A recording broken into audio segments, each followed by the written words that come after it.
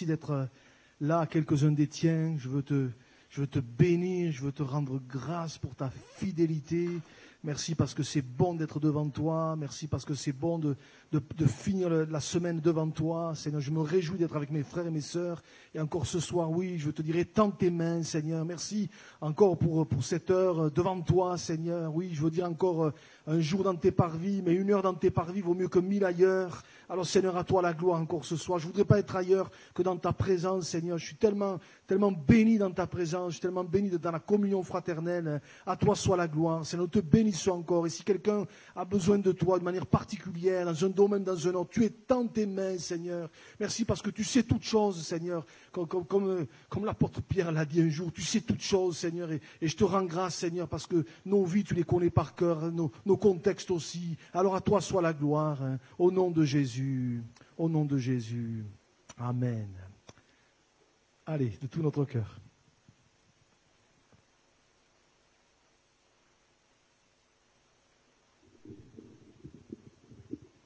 Voilà, bonsoir à tous. Anne-Marie m'a proposé un chant et j'ai dit, mais ça fait bizarre de chanter ce chant-là, le premier chant qu'on va prendre ensemble. Vous allez voir, c'est un chant, un vieux chant. Je me rappelle les anciens de l'église qui chantaient ce chant-là. Et maintenant, ils sont dans la gloire de Dieu. Alléluia. Et voilà, alors, en le chantant, je pensais à eux, etc. Allez, je veux compter sur ta grâce.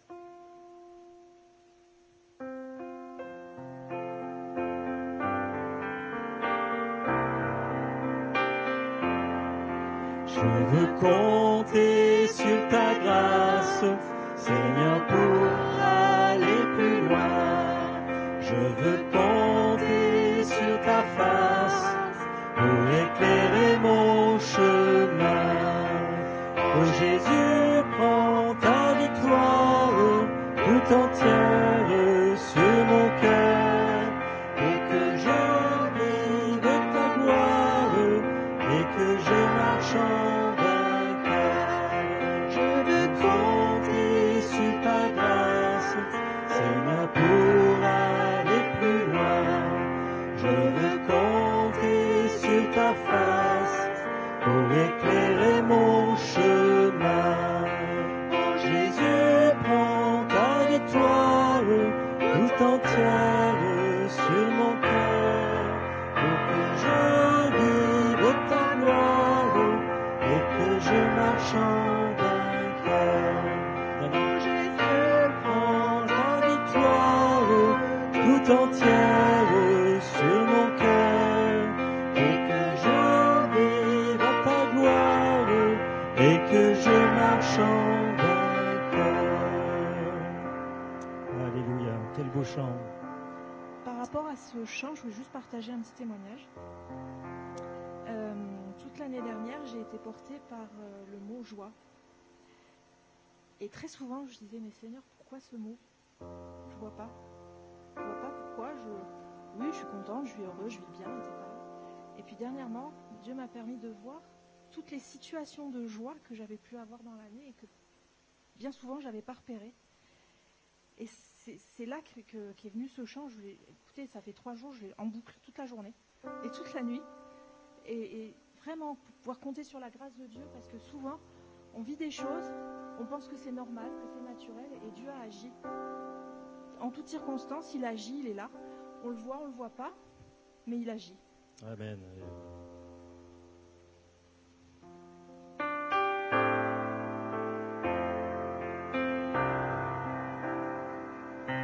Tout sur terre comme toi, Seigneur. Amour, beauté, infinie valeur. Ici rien ne peut me satisfaire. Jésus, ton amour me désaltère. Ta présence, c'est le ciel pour moi. Ta présence, c'est le ciel pour moi.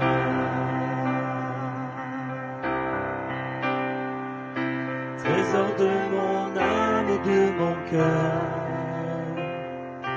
dans mes jeunesse, tu es ma vigueur.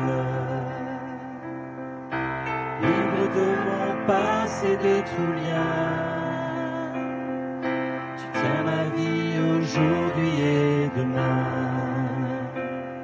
Ta présence, c'est le ciel pour moi-même.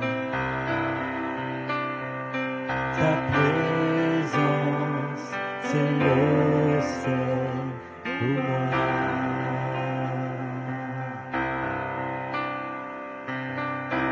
Oh Jésus, oh Jésus, ta présence, c'est le ciel pour moi. Oh Jésus, oh Jésus, ta présence, c'est le ciel pour moi. Je marcherai chaque jour dans ta grâce, car un jour je te verrai face à face. Ici rien ne peut me satisfaire. Jésus, ton amour me désaltère. Ta présence, c'est le ciel pour moi. Ta présence, c'est le ciel pour moi. Oh Jésus, oh Jésus, ta présence, c'est le ciel pour moi. Oh Jésus, oh Jésus, ta présence, c'est le ciel pour moi.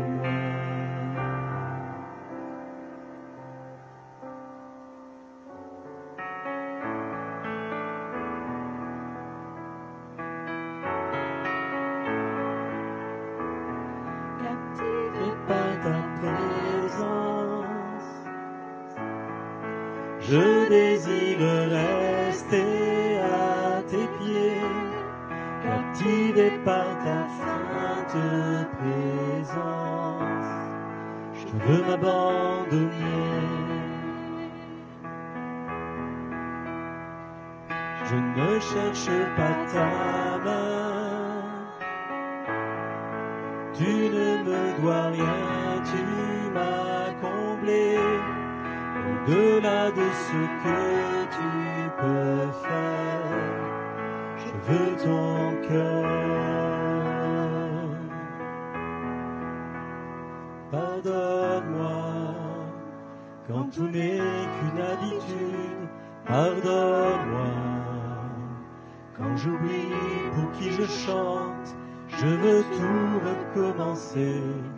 J'ouvre à nouveau mon cœur à toi.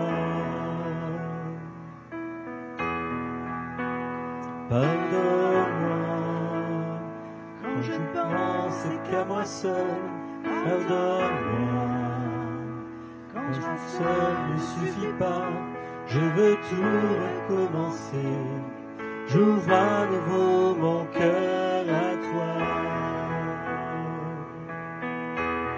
Captivé par ta présence, je désire rester à tes pieds. Captivé par ta sainte présence, je veux m'abandonner. Je ne cherche pas ta main, tu ne me dois rien, tu m'as comblé. Au-delà de ce que tu peux faire, je veux ton cœur. Je veux ton cœur, rien au monde, rien au monde ne peut me combler. Je veux ton cœur, rien au monde, rien au monde ne peut me combler. par ta présence.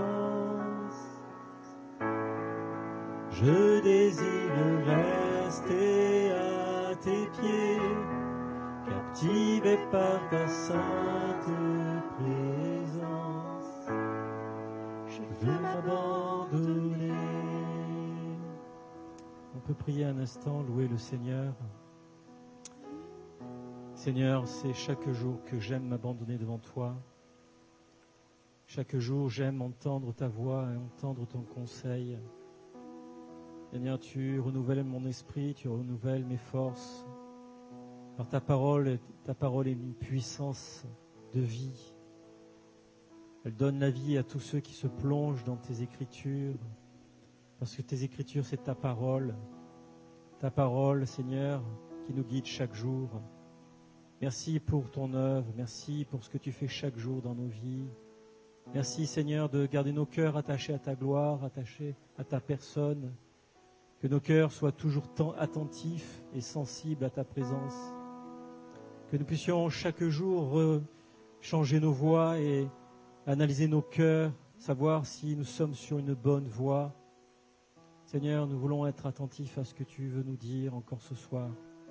Sois béni, Seigneur. Nous t'aimons, nous te glorifions de tout cœur. Gloire à ton Saint-Nom. Louons le Seigneur un instant. Alléluia. Gloire à toi.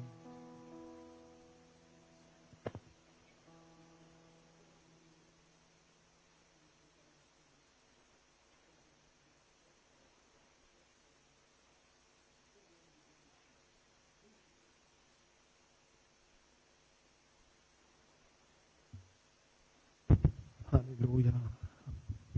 Jésus. Amen. Deux ou trois veulent lever la voix avant qu'on ouvre la parole. Faites-le. Alléluia. Jésus. Amen. Amen. Oui. Merci Jésus. Merci Seigneur.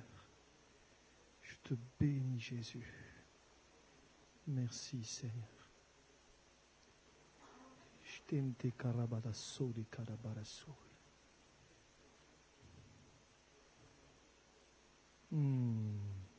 Amen.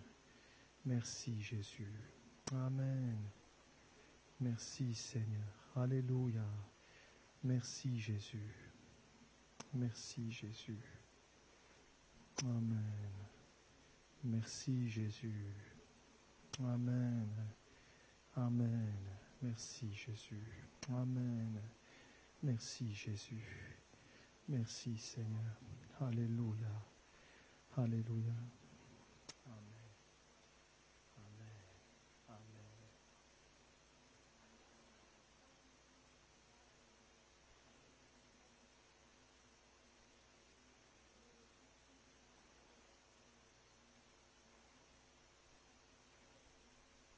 Alléluia. Amen.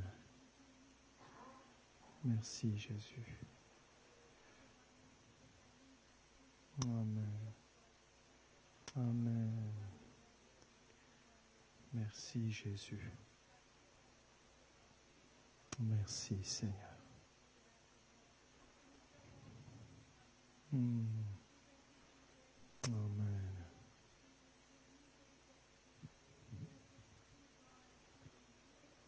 Merci.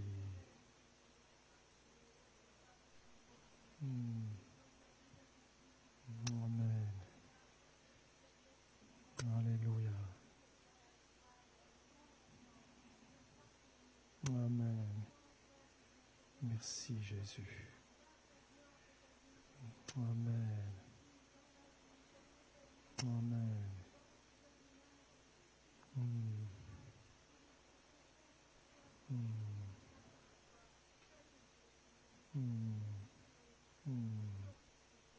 Amen. Amen. Alléluia. Alléluia. Gloire à Dieu. Voilà, on continuera à prier, à élever nos voix. Hein.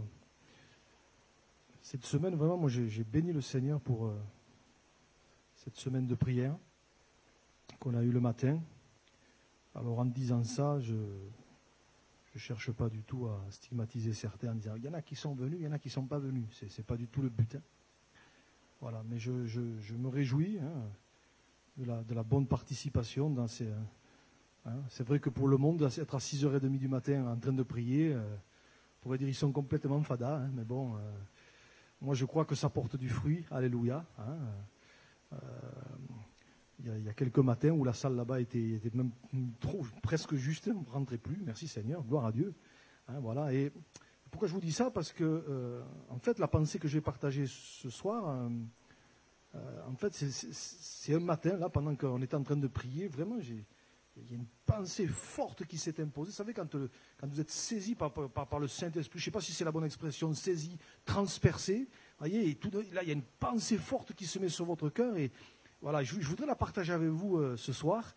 Et je me dis que peut-être quelqu'un, même plusieurs, certainement, ont besoin de l'entendre par rapport au contexte et à la circonstance dans laquelle on est en train de passer. Alors, je vous donne le titre, je vous donne la pensée.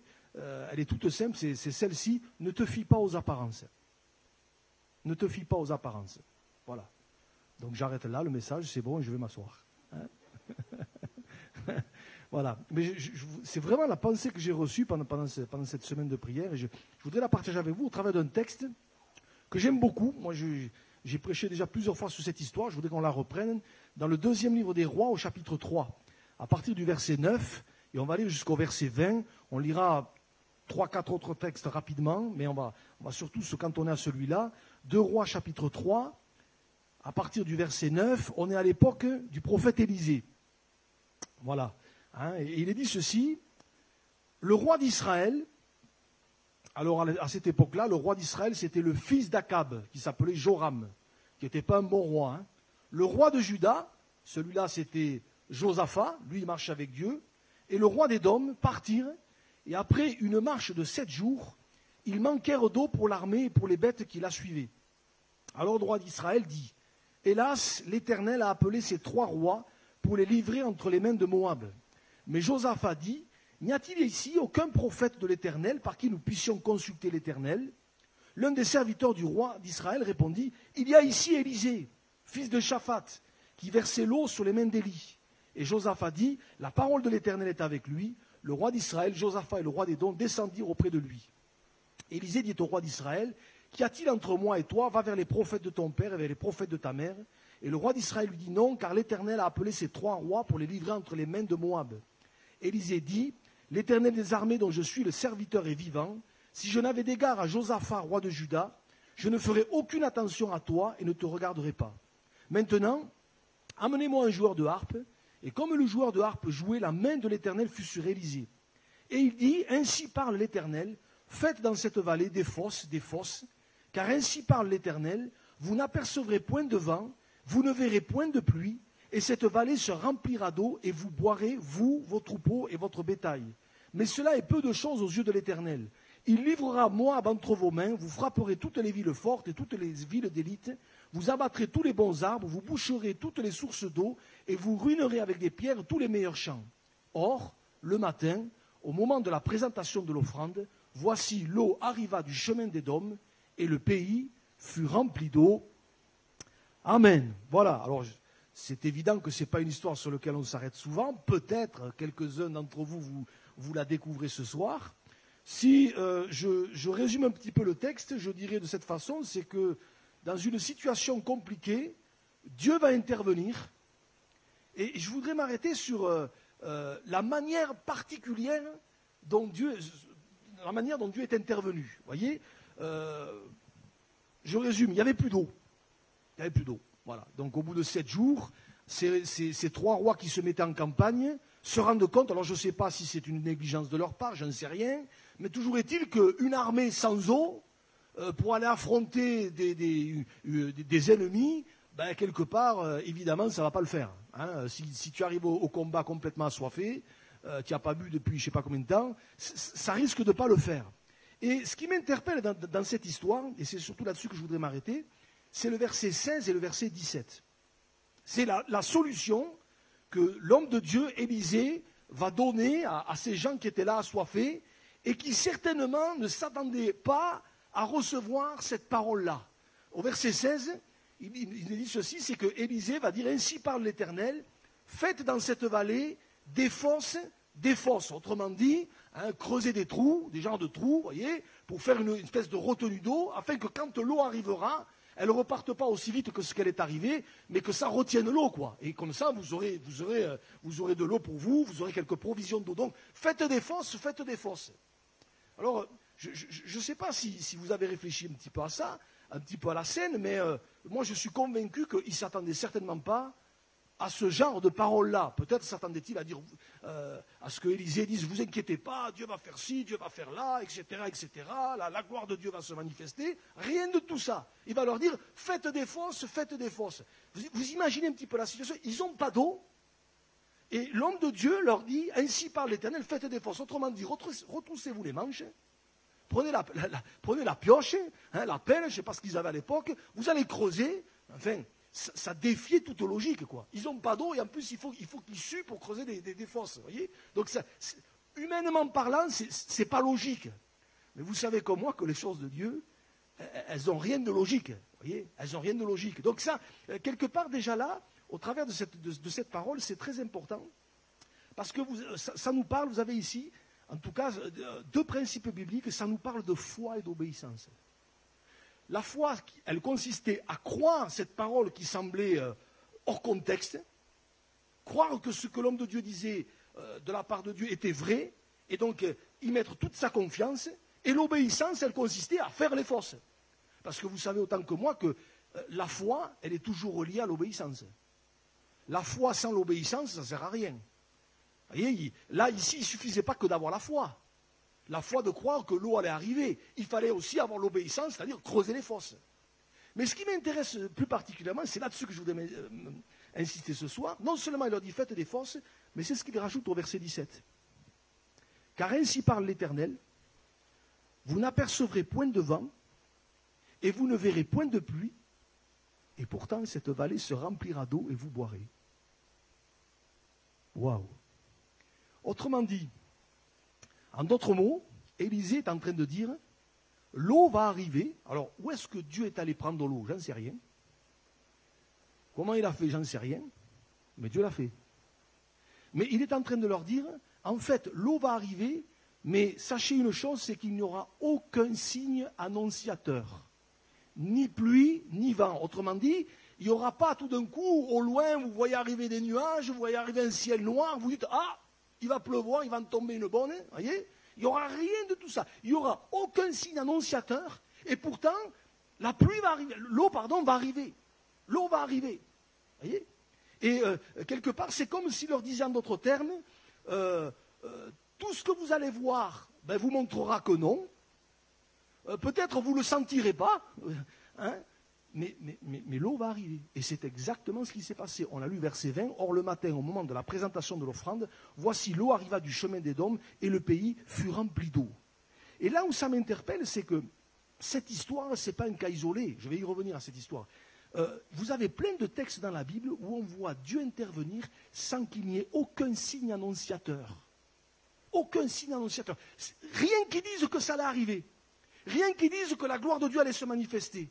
Nous, et je vais y venir, nous on aime bien les signes, on aime bien les dons spirituels qui nous avertissent, il va y avoir ceci, il va y avoir cela, et Dieu va faire là. Mais il y a des situations où Dieu est intervenu comme ici, il n'y a eu aucun signe, il n'y a rien qui disait qu'il allait se passer quelque chose. Et pourtant, il s'est passé quelque chose, on le voit ici. Ainsi parle l'Éternel, vous n'apercevrez point de vent, vous ne verrez point de pluie, et cette vallée se remplira. Il n'y aura pas 3-4 gouttes qui vont arriver, ou je ne sais pas moi, quelqu'un qui a perdu sa gourde quelque part. Ah ben tiens, on va tous boire dedans. Non. La vallée se remplira d'eau. Et c'est ce qui s'est passé. Mais rappelez-vous, rapidement 2-3 autres exemples. Vous vous rappelez l'histoire du petit nuage à l'époque de Élie? On connaît tous cette histoire. C'est la même histoire en fait. 3 ans et demi sans pluie. Vous imaginez, 3 ans et demi sans pluie. Nous, on n'en a pas eu l'année dernière pendant 6-7 mois, mais 3 ans et demi. Et puis, vous avez l'histoire du petit nuage. Peut-être on va lire quelques versets. Regardez, 1 Roi 18, versets 41 à 45. Élie dit à Akab, monte, mange et bois, car il se fait un bruit qui annonce la pluie. J'ai réfléchi à ça, il se fait un bruit qui annonce la pluie. Bon, vous voyez, je ne sais pas ce qu'il a entendu, mais bref. Et regardez, Akab monta pour manger, pour boire, mais Élie monta au sommet du Carmel, et se penchant contre terre, il mit son visage entre ses genoux, et dit à son serviteur, monte, regarde du côté de la mer. Le serviteur monta, il regarda et dit, il n'y a rien. Élie dit 7 fois, retourne. À la 7e fois, il dit, voici un petit nuage qui s'élève de la mer, et qui est comme la paume de la main d'un homme. Regardez la paume de votre main. Ça ne fait pas grand-chose, hein? Il y a un petit nuage qui s'élève de la mer. Et je me dis, il y voyait bien. Hein? Il n'avait pas besoin d'un opticien, lui. Hein? Il y voyait bien. Il était petit comme la paume de la main, mais il l'a vu. Hein? Élie dit, monte, et dit à Akab, attelle et descends afin que la pluie ne t'arrête pas. Il y a un petit nuage, et lui, il parle de pluie. Et regardez, en peu d'instants, j'ai regardé dans une autre traduction, hein, il est dit, de tous côtés, des nuages obscurcirent le ciel et soudain la pluie tomba. Mais ici, il est dit en peu d'instants. En peu d'instants, ça veut dire quoi? En quelques secondes. Ça ne veut pas dire en 3 heures, en 4 heures. En peu d'instants, le ciel s'obscurcit par les nuages, le vent s'établit et il y a eu une forte pluie. Akab monta sur son char et partit pour Jizril, etc., etc. Mais on voit encore là une histoire, un récit, comme dans le 2e livre des Rois au chapitre 3, où il n'y a eu aucun signe annonciateur. Ah, si, un petit nuage comme la paume de la main, franchement, si avec ça, il va te tomber une pluie qui va en mettre partout. Voyez? Après 3 ans et demi, aucun signe annonciateur, mais la pluie vient. Vous savez, moi, je crois que c'était une pluie divine, hein. C'était pas un phénomène climatique. Hein. Non, c'était divin, cette pluie. Avec la paume d'une main, c'est incroyable ce qui s'est passé. Mais rappelez-vous, dans le Nouveau Testament, dans le livre des Actes, vous avez ce que j'appelle les 3 tout à coup. Vous avez le premier tout à coup à la Pentecôte. Le jour de la Pentecôte, nous, on aime ça, la Pentecôte. Enfin, normalement, ici, on aime ça, hein.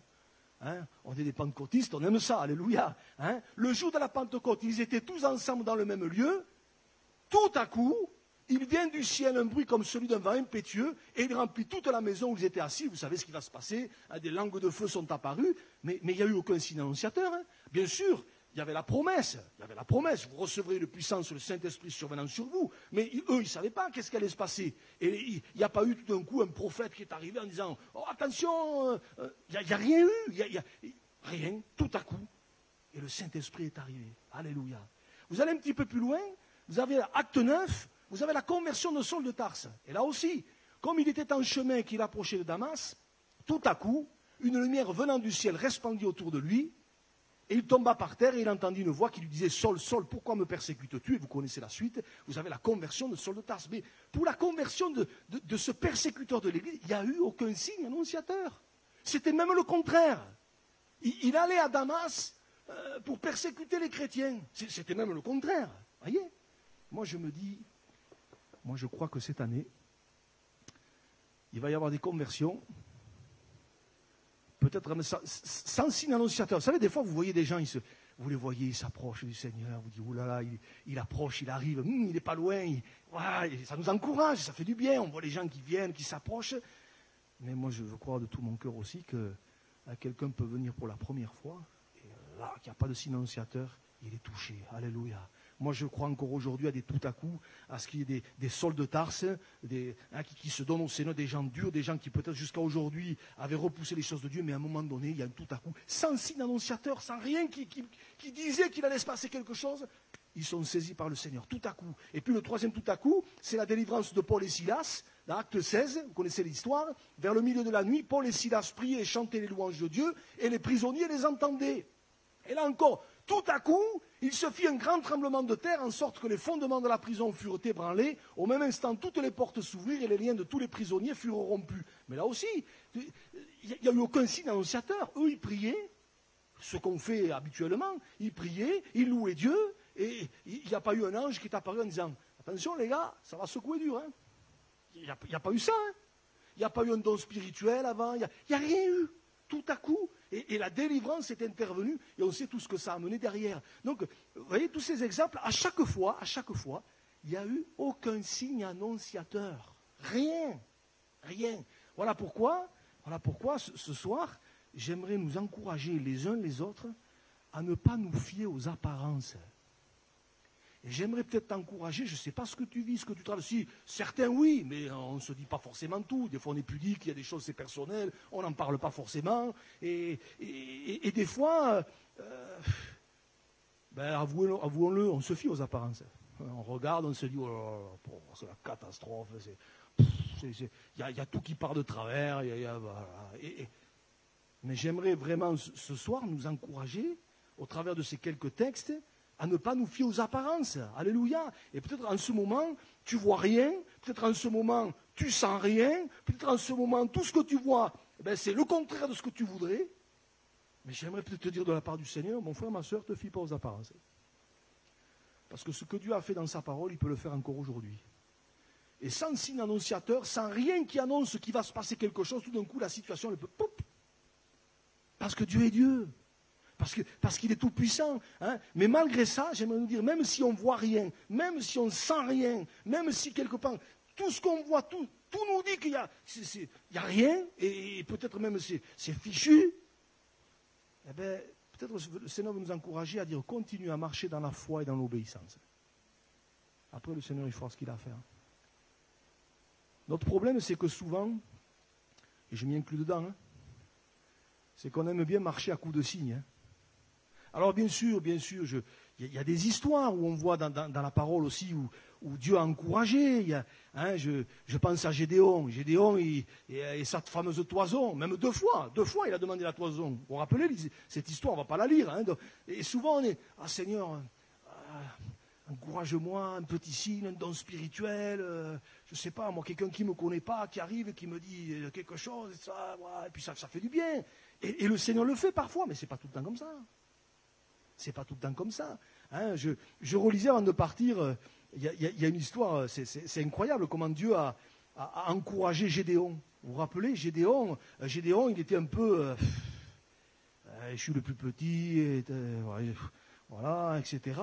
Et Dieu va l'encourager. Vous relirez ça, dans le livre des Juges au chapitre 7. Dieu lui dit, je vais te livrer les Madianites. Il dit, oh non, mais moi, je n'y arriverai pas. Et puis, Dieu lui dit, écoute, tu vas descendre avec ton serviteur, tu vas descendre près du camp des Madianites, et tu écouteras ce que vont dire les Madianites. Et c'est ce qu'il va faire. Il va descendre, et là, Dieu va l'encourager. Hein, allez, je vous le lis, parce que je me suis dit, c'est incroyable ce que Dieu fait des fois. Hein, c'est Juges chapitre 7, verset 12, jusqu'au verset 13 ou 14, hein, il est dit ceci, hein, Madian et Amalek et tous les fils de l'Orient étaient répandus dans la vallée comme une multitude de sauterelles, et leurs chameaux étaient innombrables comme le sable qui est sur le bord de la mer. Gédéon arriva, et voici un homme racontait à son camarade un songe. Il disait, j'ai eu un songe. Et voici un gâteau de pain d'orge roulé dans le camp de Madian. Il est venu heurter jusqu'à la tente, elle est tombée. Il l'a retournée sans dessus-dessous, et elle a été renversée. Son camarade répondit et dit, ce n'est pas autre chose que l'épée de Gédéon, fils de Joas, homme d'Israël. Dieu a livré entre ses mains Madian et tout le camp. Lorsque Gédéon eut entendu le récit du songe et de son explication, il se prosterna, revint au camp d'Israël et dit, levez-vous car l'Éternel a livré entre vos mains le camp de Madian. Alors là, lui, il a eu un signe incroyable. Ses propres ennemis, ils ont un songe. Et il est en train de dire, mais ça c'est Madian, ça c'est Gédéon qui va arriver, qui va nous détruire. Hein. Alors, quand c'est comme ça, c'est top. Hein. Quand Dieu vous encourage comme ça, avec un signe comme ça, un songe ou quelque chose, gloire à Dieu. Mais franchement, c'est pas toujours comme ça. Pas toujours comme ça. Et il y a des fois des choses qui se passent sans signe annonciateur, sans rien. Et ce soir, j'aimerais vraiment nous encourager et peut-être dire particulièrement par quelqu'un ou à plusieurs, mon frère, ma soeur, te fie pas aux apparences. Te fie pas aux apparences. Parce que Dieu, oui, Dieu peut donner quelques signes, quelques encouragements, un don spirituel ou quelque chose de surnaturel. Voilà, on peut vivre quelque chose de fort, mais ce n'est pas toujours forcément comme ça.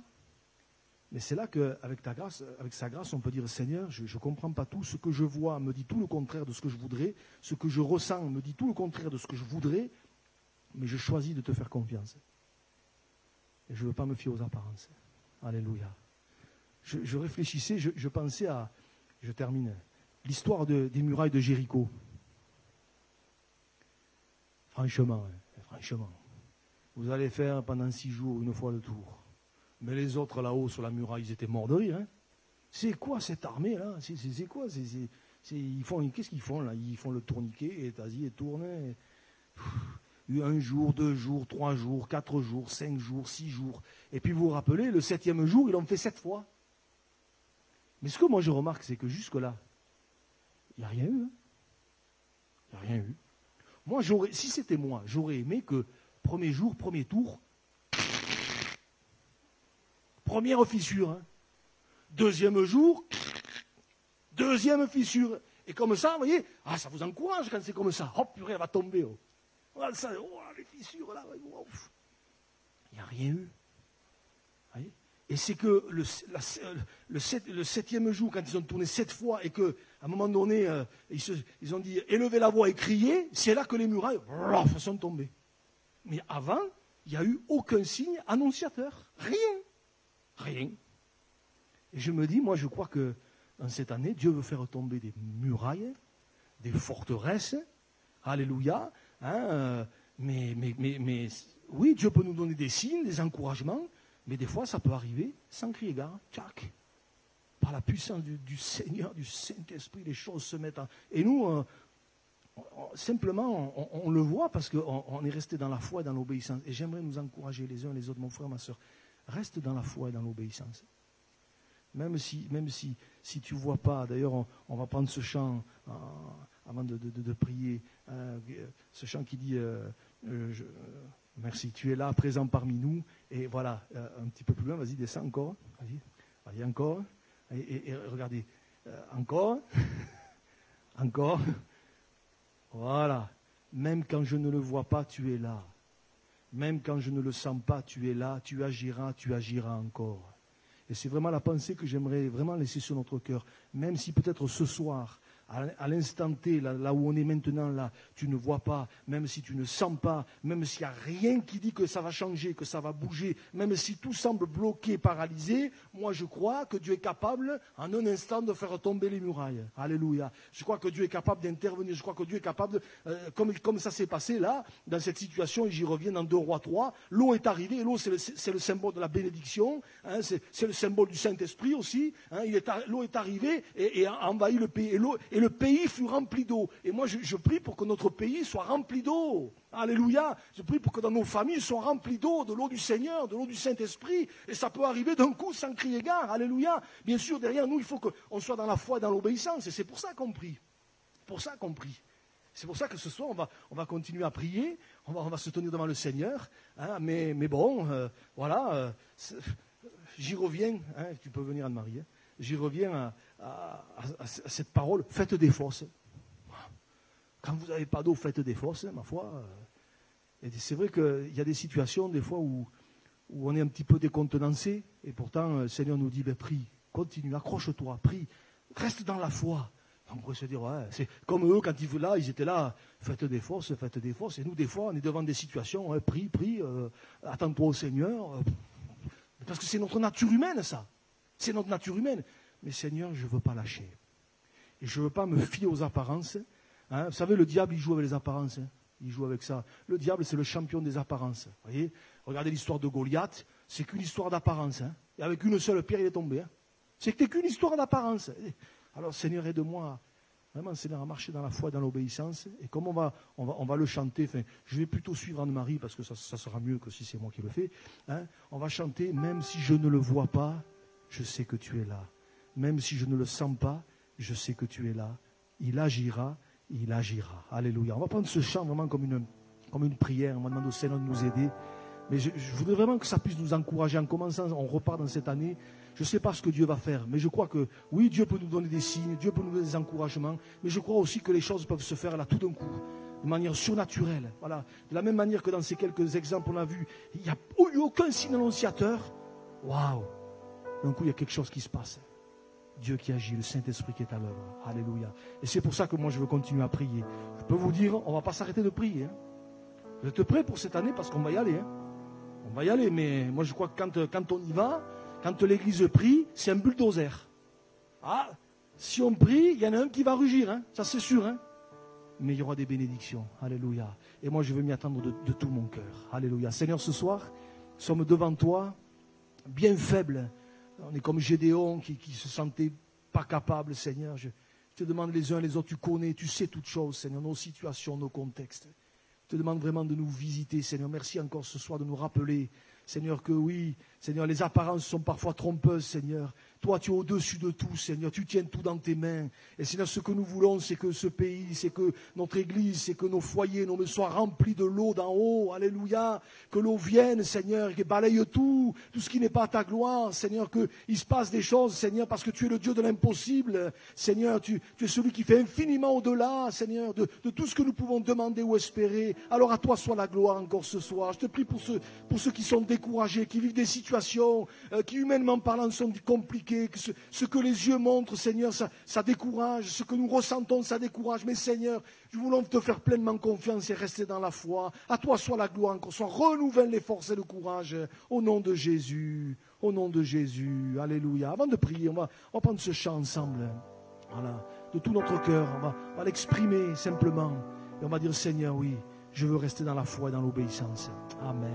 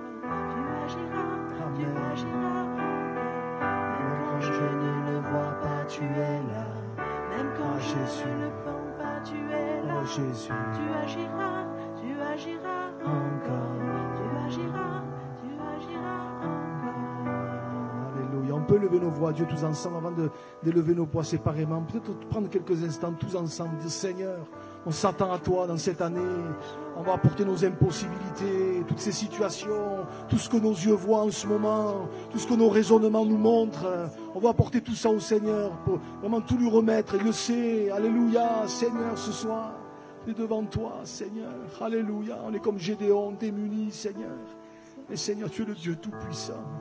Tu es le Dieu tout-puissant, nous attendons à toi, Seigneur. Je ne peux pas me fier aux apparences, Seigneur. Je ne peux pas me fier à tout ce que je vois, à tout ce que je ressens, à tout ce que le monde peut dire, Seigneur, à tout ce que peut-être les médecins peuvent dire, Seigneur, à tout ce qui peut. Mais Seigneur, je me confie en toi, Seigneur. À toi la gloire, Seigneur. À toi la gloire, Seigneur. À toi l'honneur, Jésus. Dieu tout-puissant. Alléluia, Jésus. Alléluia, Alléluia Seigneur, Alléluia, Seigneur. Alléluia. Rakabababa, som.